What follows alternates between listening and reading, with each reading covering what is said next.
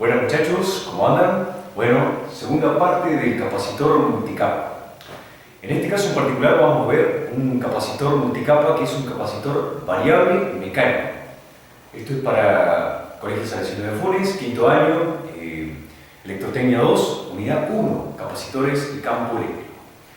Bueno, los capacitores planos, como ya hemos hablado antes, teníamos una placa positiva y una placa negativa. La placa positiva se carga del lado positivo de la fuente, el lado positivo de la fuente atrae los electrones libres del metal de la placa, dejándolo ionizado positivamente. Mientras que el lado negativo deposita los electrones atraídos por la fuerza del otro lado y la fuerza de la fuente, provocando un equilibrio de fuerza donde se establecen cargas positivas y cargas negativas respectivamente. Son dos placas paralelas en lo que es capacitor plano. Pero en este caso, que es el capacitor multicapa, como ya les venía diciendo en el video anterior, tenemos un caso particular en el que una placa positiva se vincula con la placa negativa, pero la placa negativa que sigue se vincula con la anterior y con la que sigue positiva.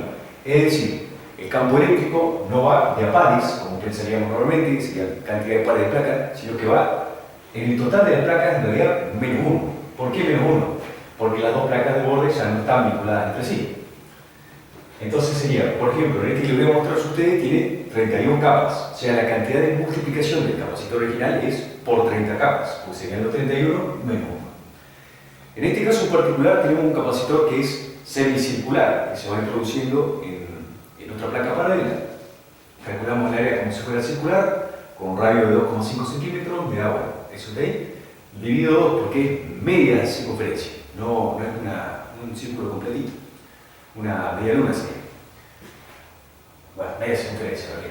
Luego tenemos una distancia de 0,4 milímetros, no es 0,4 milímetros en todos lados, cambia dependiendo si está un poquito más cerca o un poco más lejos, constructivamente. El capacitor es de aire, es decir que el aislante es de aire, acá viene algo importante. La resistencia eléctrica del aire son 3 kilovoltios por milímetro. Claro, 3 kilovoltios por milímetro a presión normal y a humedad normal.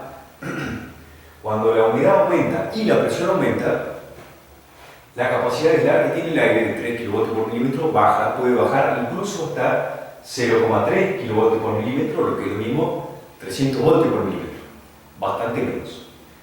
Bueno, eso por un lado, ¿no? Bueno, para calcular el capacitor plano individual sería la permeabilidad relativa del aire, 1, por la permeabilidad eléctrica en el vacío, 8,85 por diámetro 12, ahora cuadrado sobre newton por metro cuadrado, y la distancia, que en este caso son 0,4 milímetros. Con eso tenemos el valor del capacitor de cada plaquita paralela, par de placas paralelas individuales, 21,7 picofarads, pero son 31 capas, entonces 30 capas menos una, que es lo que les dije recién, 31 menos 1, 30, por esa capacidad de cada par me da 652 picofarads. Bueno, vamos a observar ahora en la parte práctica que da un poco menos de eso. ¿A qué se debe? Se debe a un par de factores.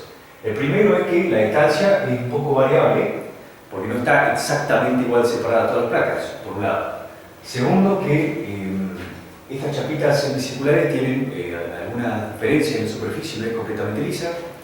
Y tercero, lo más importante, y lo que habría que observar, es que el campo eléctrico acá no es todo paralelo, rígido y uniforme, sino que hace lo que les decía en el video anterior igual, que hace efecto borde, se pansea, se va un poco por fuera.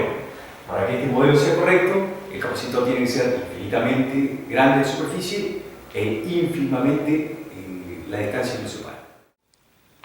Bueno, acá tenemos justamente el capacitor variable mecánico, capacitor variable mecánico, y acá tenemos el inductímetro, capacímetro también.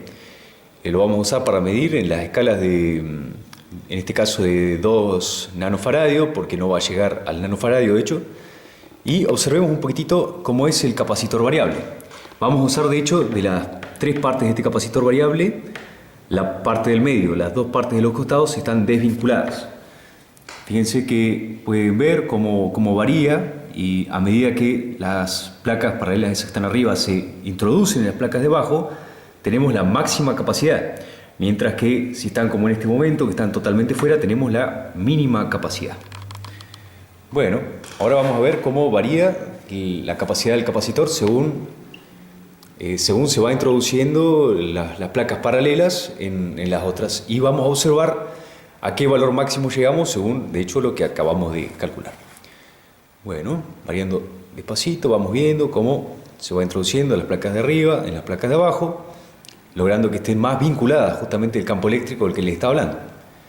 Y ahí llegamos al máximo, 600, 610 más o menos, 609, bueno, varía un poquitito, de valor de capacidad. Obviamente no coincide perfectamente con el valor que calculamos por lo que ya hablamos, pero el valor es aproximado y acabamos de ver cómo no solo funciona un capacitor multicapa, sino también cómo funciona un capacitor variable mecánico.